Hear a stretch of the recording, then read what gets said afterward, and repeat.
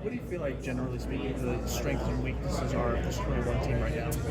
I think we have a lot of, obviously the intermediates have been pretty good for us. Short tracks have been good for us. I think our pit crew is getting better and week in and week out. I think there's a lot of positives to look forward to. And like I said, sometimes these deals are, just how the schedule works out and where your strengths are, where your weaknesses are. How much experience you have in some of these places, and I feel like how it lines up. It lines up really well at the beginning of the year and towards the beginning of the playoffs for us. That I definitely think we can make a run and hopefully advance through a few rounds of playoffs. You alluded to it a couple questions ago, but practice being today instead of yesterday, what would that extra day allow you guys to be able to do to the car and experimenting and so on? You can just actually work on it.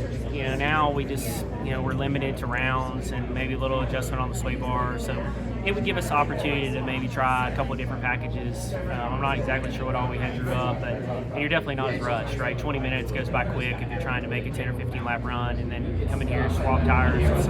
It's a lot you're trying to do there in a short amount of time. So, but unfortunately, we were going to have that, but the weather didn't cooperate. I know the IMS track president had wrote a letter to the Wood brothers asking them to bring your Darlington throwback skiing for this race. Clearly, you didn't. But was any serious thought given to doing that?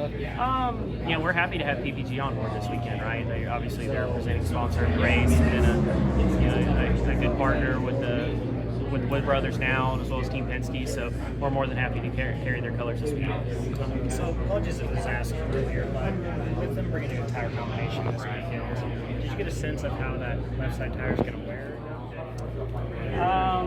Not really. I don't really think it is. Really, to be honest, from what I saw, and just looking at reality of what we do week in